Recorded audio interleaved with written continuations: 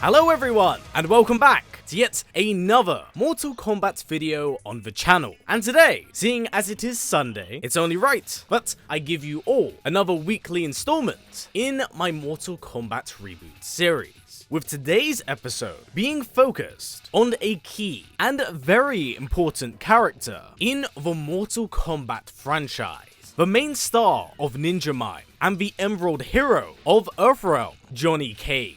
Johnny has been a long-time fan favorite, ever since the original timeline, and it's hard to not see why, as there's not a single character that could ever match his charisma or his inflated ego. But that cockiness is well deserved, because despite his mixed reception as an actor, Johnny has played a key role in defending Earthrealm from any and all threats that seek to do its harm, utilizing the unknown yet mysterious green energy. But now, with the clock being dialed back to that of the Great Kung Lao era, it raises the question of just how a character like Johnny Cage could fit into this timeline, and how does this all work for his character? Well, in order to do so, we won't just be exploring Johnny, but more so focusing on the green energy, its connection to the Mediterranean war cult, and the ancestry and inspiration that may have led to its very creation. Now, just a heads up, before we kick things off, here's a quick reminder that this is all for funsies, and nothing is currently confirmed, as NetherRealm are yet to actually clarify on what ending from Aftermath is truly canon. Thus, this is a video that combines elements and ideas in both the reboot and original timeline to see how a character like this could fit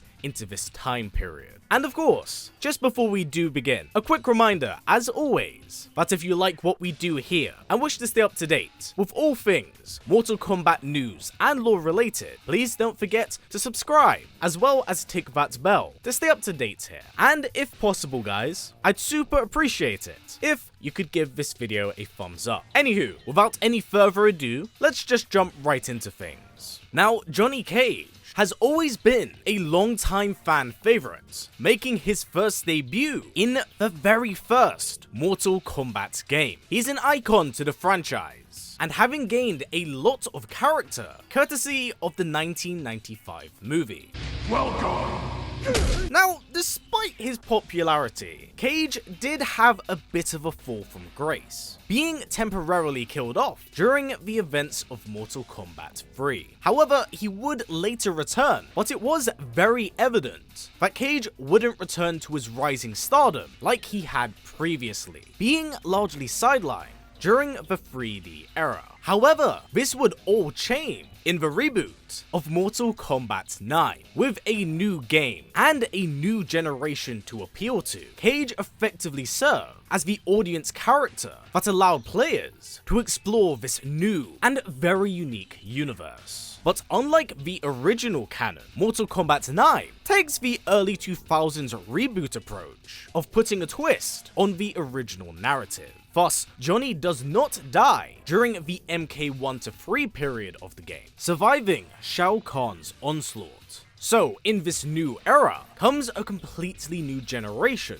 and very different Johnny Cage, as the actor loses his vanity in exchange for humility by becoming a husband and a father to Cassie Cage, the leader of the next generation of heroes. Whilst he definitely doesn't pass on his mediocre acting, she does inherit his green energy, which is more or less now going to be the focus of the video. And the reason I say that is because the green energy has been a huge point of contention ever since Mortal Kombat X, as it is kind of written to be an ex machina, a device designed to resolve a very specific problem, and in this case, quite literally being kryptonite to the gods. Whilst most commonly expanded on in the rebooted canon, this is in fact an idea that has existed all the way back since the original timeline. With that said, what do we currently know of the green energy itself? According to Johnny's bio from Mortal Kombat 9, we learn that the green energy was crafted by a Mediterranean war cult seeking to create a warrior powerful enough to battle the likes of gods. So Cage's entire bloodline is really one bred for battle, designed to take on gods, and even deities above that divinity. Now, despite its pretty immense power, the true potential of the green energy can only really be tapped into from extreme emotional distress, seen with both Johnny Cage and his daughter Cassie. So many in their line could have this power and ability and never actually tap into it their entire lives. And seeing as Cage never really knew the true potential of the green energy, it might be fair to say that the history of his ancestry was lost to time. So with all of this accounted for, how could a character like Johnny Cage fit into this timeline? Especially if it's not Johnny himself. Well, this is where we dive down the line and lineage of Cage. Now, whilst most might be quite familiar with this picture, as it was featured in a mural with two other ancestors, if we take a close look at this character's design, we can see this ancestor sporting a military design, rocking a USA tattoo on his right arm, possibly indicating that Johnny's grandfather did participate in a Mortal Kombat tournament.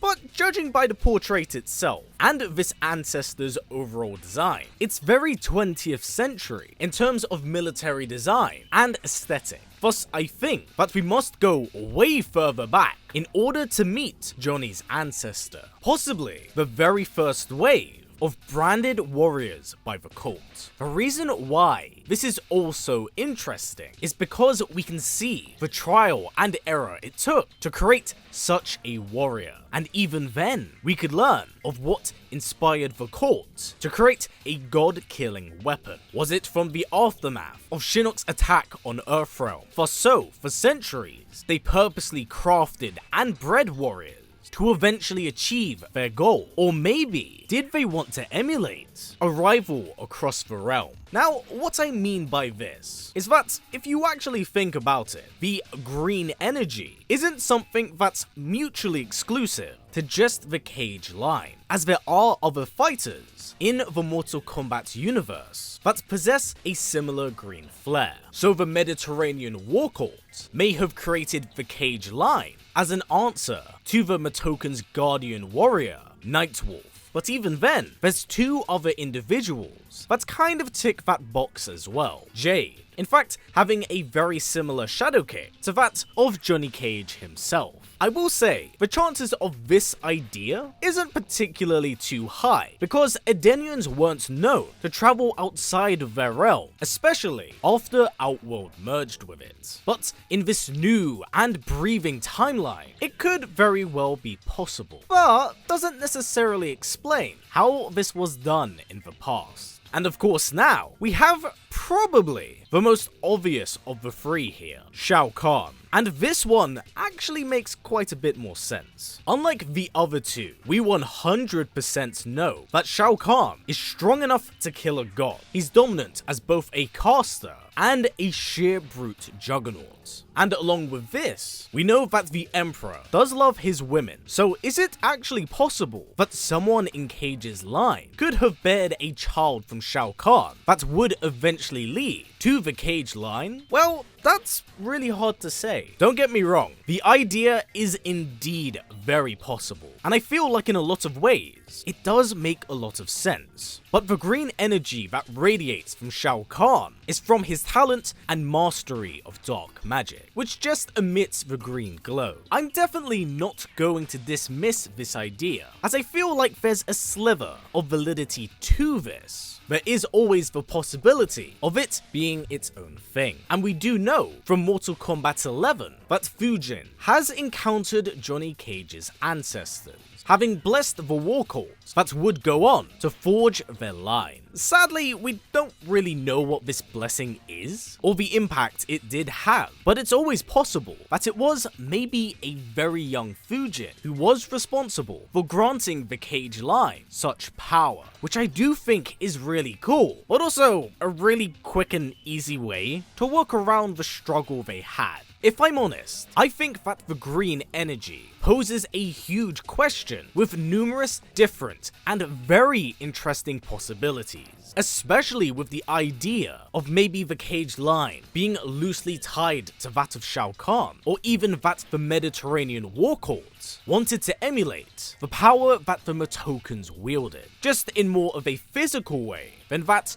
of a spiritual one. With the reset, I really do think that this all works to explore more about where Cage's bloodline originates from and the amount of trial and error that it did take for them to get to where they are now. Now, let's be honest here, no one can ever replace Johnny Cage. He's just too well-rounded of a character to ignore in the series. But with this new time period, I think there's a great opportunity to really see where all of this comes from, and that this new Cage could very well be just as similar, but different in its own way. With that said, everyone, what are your current thoughts on this idea? Would you like to see Cage return, or explore his ancestry and learn more about the mysterious green energy that has been coursing through his family line for so many centuries? Please do comments down below, as I'd love to hear what you all have to say. But for now, everyone, that